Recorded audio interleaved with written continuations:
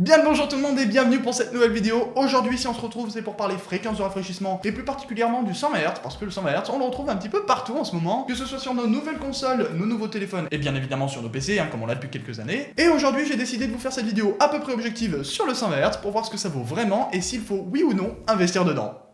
Allez c'est parti.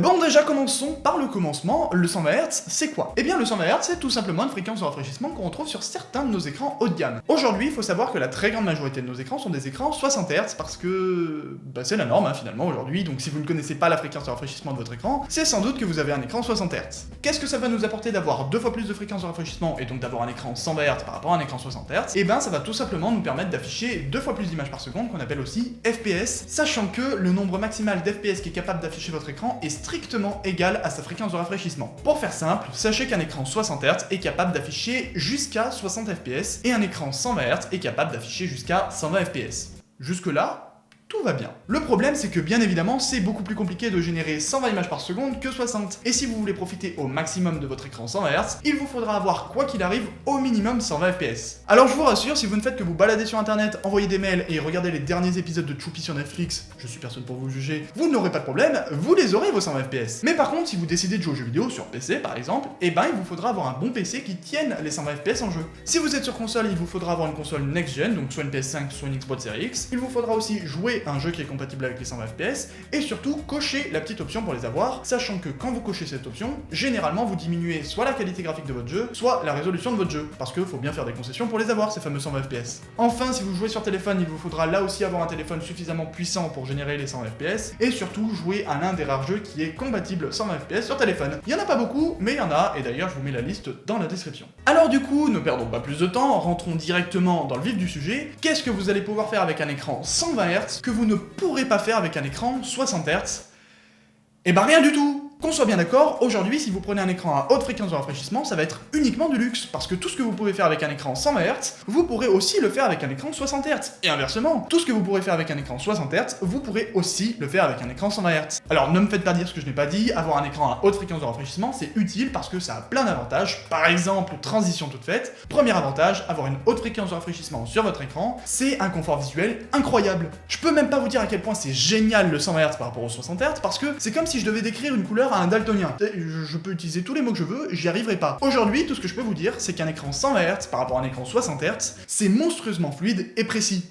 Alors suite à ce que je viens de dire, certains vont me répondre que les écrans à haute fréquence de rafraîchissement sont uniquement dédiés aux jeux vidéo et surtout aux jeux vidéo compétitifs, ce qui est totalement vrai. Par contre, aujourd'hui, ça a un petit peu changé pour la simple et bonne raison que un écran 120 Hz et 144 Hz, c'est devenu carrément accessible en fait. Aujourd'hui, pour 180 € sans forcer, vous pouvez très largement trouver un écran 144 Hz de très bonne qualité. Alors du coup, même si aujourd'hui vous ne jouez pas aux jeux vidéo, je ne peux que vous conseiller de partir sur ce type d'écran, parce que c'est génial en fait. Bien évidemment, si vous êtes un joueur de jeux vidéo, ne vous posez pas de questions, vous pouvez même fermer la vidéo maintenant. Non, en vrai, faites pas ça pour le watch time, c'est pas terrible. Mais vous posez plus de questions, prenez un écran 120 ou 144 Hz, ça va vraiment changer votre vie. Deuxième avantage d'avoir une haute fréquence de rafraîchissement sur votre écran, ça va être la réduction d'une latence interne à votre écran qu'on appelle l'input lag. Alors pour le coup, l'input lag, ça peut paraître dément comme terme, mais c'est super simple à comprendre. En fait, quand vous avez un écran 60 Hz, ça veut dire que votre écran va se rafraîchir 60 fois par seconde. Et un écran qui se rafraîchit 60 fois par seconde, ça revient à dire que votre écran change d'image toutes les 17 millisecondes. Tandis que si vous avez un écran 120 Hz par exemple,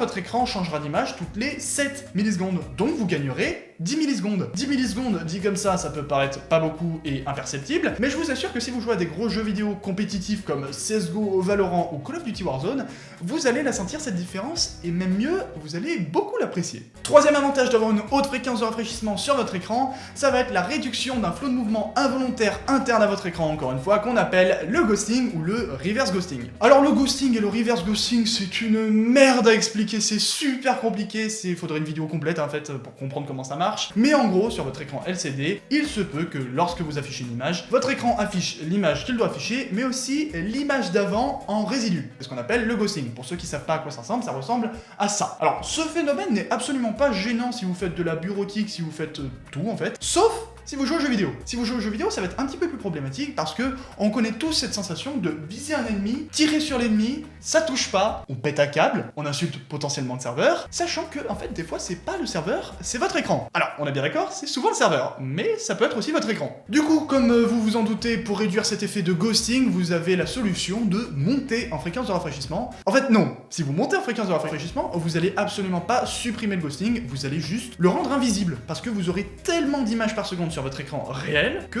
les images fantômes seront juste noyées dans les vraies, et donc vous ne les verrez plus. Et ça, c'est très très bien. Quatrième avantage qui va encore une fois concerner les joueurs de jeux vidéo, avoir une haute fréquence de rafraîchissement sur votre écran, ça va réduire un effet de désynchronisation verticale ou de déformation de l'image qu'on appelle aussi le tearing. Le tearing, pour ceux qui savent pas à quoi ça ressemble à ça, et ça c'est dégueulasse, c'est injouable quand vous en avez, et bien évidemment pour réduire ce problème vous avez deux solutions. Première solution, vous utilisez une synchronisation verticale comme la G-Sync ou la FreeSync, soit bien évidemment vous augmentez la fréquence de rafraîchissement. Alors pour le coup ça sert à rien de me demander pourquoi est-ce qu'on a moins de tearing en 100 Hz qu'en 60 Hz, parce que j'en sais rien. Bon, maintenant que je pense que vous en savez un petit peu plus sur les avantages d'avoir une haute fréquence de rafraîchissement, on va pouvoir s'attaquer aux inconvénients, parce que dans la vie, chaque avantage a ses inconvénients. Premier inconvénient d'avoir une haute fréquence de rafraîchissement, ça va être la consommation d'électricité. Ça peut paraître qu'on dit comme ça, mais bien évidemment, si votre écran se rafraîchit 2 fois plus que d'habitude, il va consommer plus que d'habitude. Alors si vous jouez sur PC ou sur console, vous allez surtout voir la différence sur la facture électrique, mais si vous êtes sur téléphone, vous allez aussi voir la différence sur la batterie. Pour vous faire une petite ordre d'idée, un téléphone en 100 Hz durera en général 30 minutes moins longtemps que ce même téléphone en 60 Hz. Ça peut paraître pas beaucoup 30 minutes, mais pour qui regarde, c'est toujours cette prix. Deuxième inconvénient, la connectivité. Alors là pour le coup en fait c'est pas vraiment un inconvénient, mais comme je vois plein de joueurs console se faire avoir, j'ai décidé de le mettre dans cette catégorie. En gros, si demain vous décidez d'acheter un nouvel écran, il va falloir regarder la connectivité. Un écran, il a pas 36 solutions, il est obligé d'avoir au moins une entrée, et cette entrée c'est soit du DVI, soit du DisplayPort, soit de l'HDMI, soit il a plusieurs entrées. Si vous êtes sur console, il vous faudra absolument partir sur de l'HDMI, pour la simple et bonne raison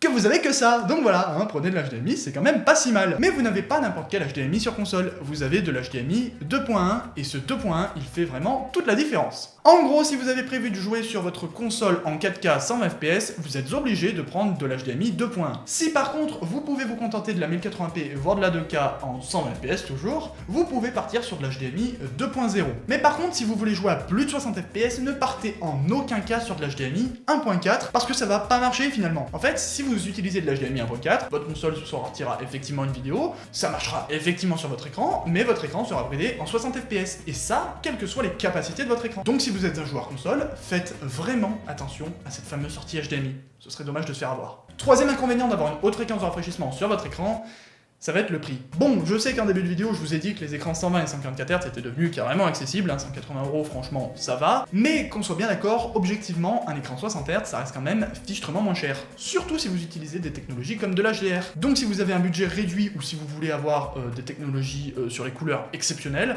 ouais, vous pouvez rester sur du 60 Hz, ça va pas trop poser problème. Bon, maintenant, je pense que vous savez à peu près tout sur les hautes fréquences de rafraîchissement. Si la vidéo vous a plu, n'hésitez pas à laisser un petit pouce bleu, à vous abonner et à partager la vidéo autour de vous. Si vous avez des questions, des affirmations, des remarques à faire, n'hésitez pas dans les commentaires, je me ferai un plaisir d'y répondre. Sur ce, moi je vous souhaite une très bonne journée et je vous dis à plus sur YouTube.